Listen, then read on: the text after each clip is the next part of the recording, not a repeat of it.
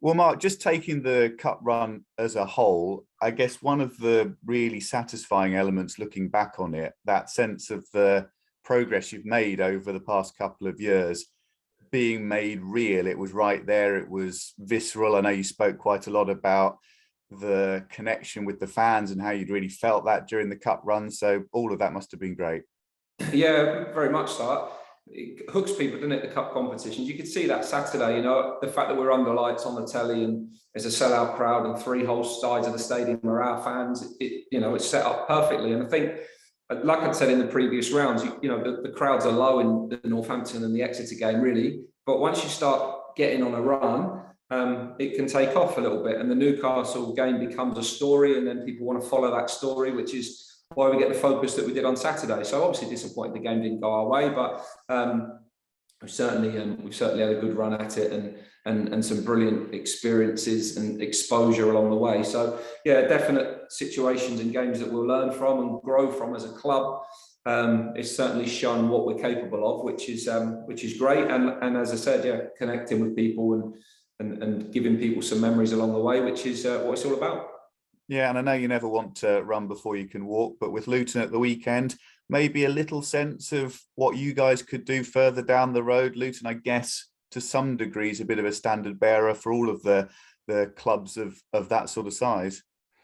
Yeah, probably in some senses. I mean, I think Luton's a bit of an anomaly in the fact that they were a fairly competitive championship club before all of the authorities started canning points off of them every year, and they ended up in the National League. So I don't think that was ever a real position for them. And they're probably, certainly a top League One club and showing themselves to be a really competitive championship club. I think supporter base wise, with the plans around the stadium, with the plans at the training ground, they're a long way ahead of us in lots of areas. But at the same time, for a slightly smaller club that haven't got huge natural resources compared to the players that they're against, is certainly one that you can take some lessons off of. I think they've found a manager in Nathan that is a perfect fit for them, and they've got a vision that is a longer term, and they've committed to that over a period of time. So I think that's a good model for us in lots of ways, and certainly one that we can take some learnings from.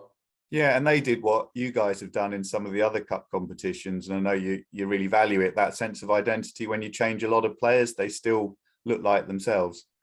Absolutely, yeah. I mean, they made quite a few changes to the team, but over the last, they've had a similar month to us, really, that in the fact that they've played lots of games. I think we played a couple more, but in the main, they've chopped and changed a little bit throughout the month. And with where they are in the league, you can understand why they've done that.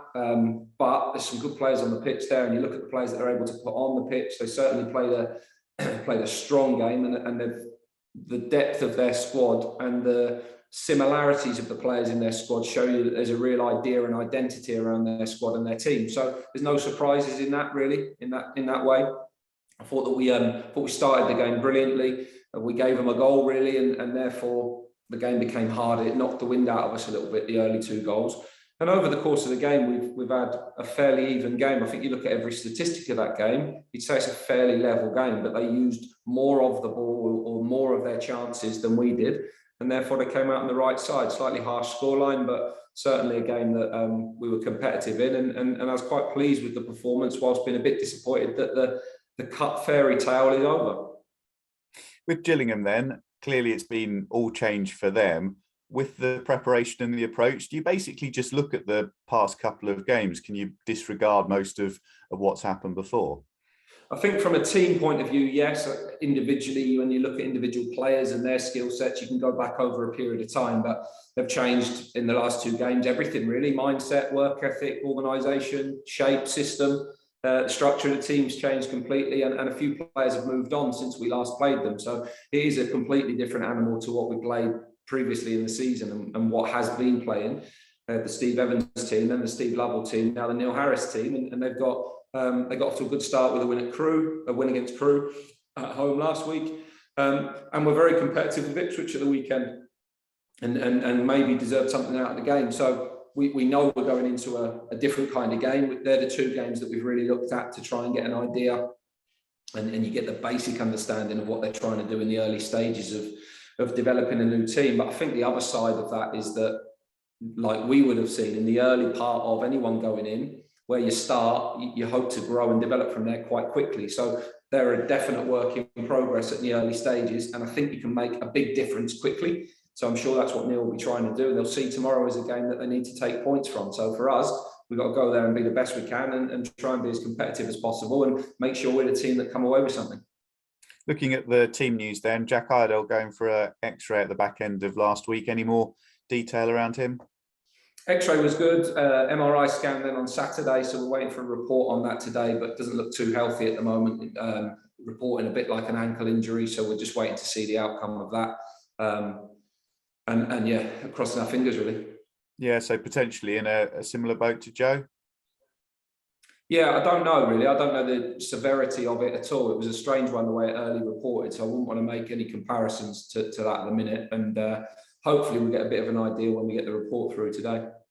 More generally, with your players coming back, I presume the biggest issue you're working with, and you touched upon it before, is once they get to the point where they're pretty much ready to go, it's that final stage, the match fitness, the sharpness, which is the difficulty, the time on the grass.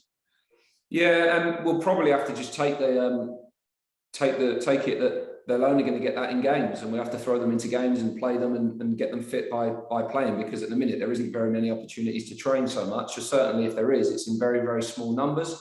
So we've got this week's Tuesday, Saturday, and then we get a full week running into Accrington next week, which will be a good week for a number of the lads to be able to train in some bigger areas and bigger numbers, and be able to do a little bit of work with the team. But we'll also have to be mindful then next week that some boys have played 12 games in 40 days and we'll need to have a bit of a regeneration week. So we've just got to use it rightly for everybody, see who we can get involved in some games, and build up some tolerance to working in game time, and hope that we can still be competitive. What we've given ourselves in the early part of January is a cushion that's given us a brilliant run of points, and we've got to try and continue that now over the next challenging games we've got this week, and see if we can pick up a few more points along the way.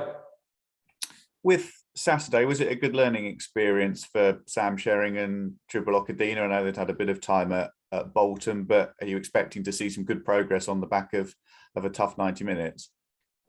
Yeah, I mean, I think it was as tough for them as anybody. I mean, we didn't have huge periods of time where we were under threat defensively.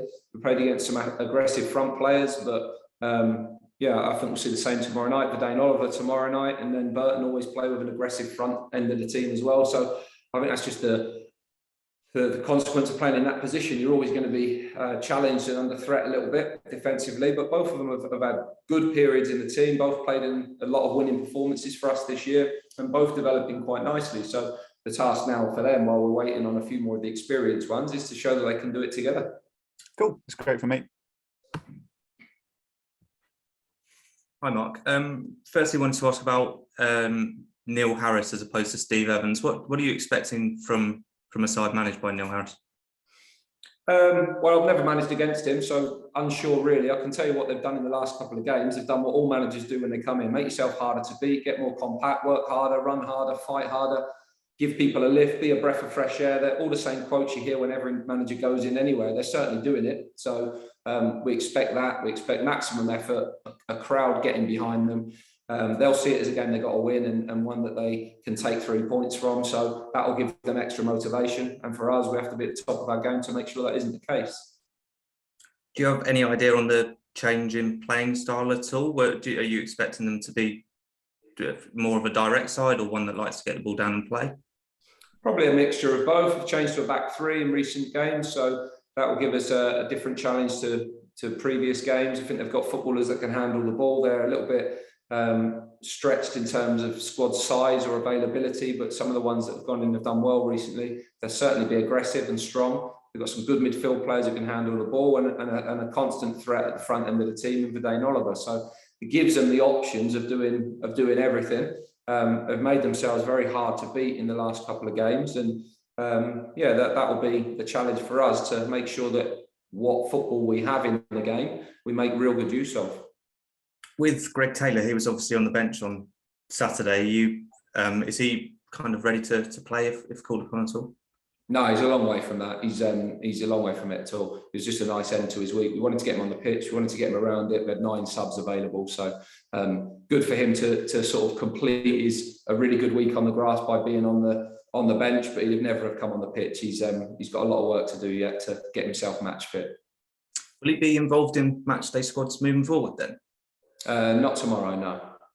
Yeah, no worries. And in terms of the squad and injury news, is it pretty much similar to before?